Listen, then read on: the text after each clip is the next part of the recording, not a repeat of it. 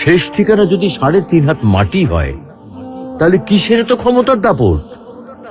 ভোর 5টায় মৃত্যু, সকাল 6টায় জানিয়ে দেওয়া হবে মাইকে, 8টায় শেষ গোসল করানো হবে, 9টায় তোমাকে নতুন কাপড়ে সাজানো হবে, জোহরের নামাজের পরে তোমার আলিশান বাড়ি থেকে বের করে নিয়ে যাওয়া হবে, 2টায় তোমার জানাজার নামাজ পড়ানো হবে, 2:30টায় তোমাকে কবরে নামিয়ে ফেলা হবে। মাটি দেওয়া শেষ হয়ে গেলে কেউ তোমার জন্য দোয়া করবে, আর কেউ চলেও আসবে। এই তো জীবনের শেষ আয়োজন। তো কিসের তো অহংকার, কিসের তো ক্ষমতার দাপট? হ্যাঁ, ক্ষমতা কারো জন্য চিরস্থায়ী নয়। অন্যায় ভাবে কাউকে ঠকালে একদিন ঠিক নিজেকেও ঠকতে হবে, এটাই নিয়ম। হ্যাঁ, এটাই নিয়ম। ভোরের সূর্যোদয়ের আলোতে যে পৃথিবী আলোকিত হয়, সন্ধ্যার সূর্যাস্তে তা আবার হারিয়ে যেত দেখি।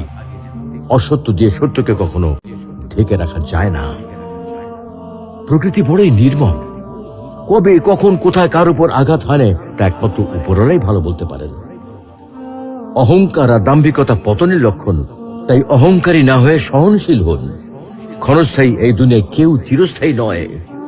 এজন্য ভুলে যেতে হবে সব রঙিন স্বপ্ন, ফিরে আসতে হবে রবের দিকে, কারণ শেষ ঠিকানা তো সেই 3.5 হাত মাটি।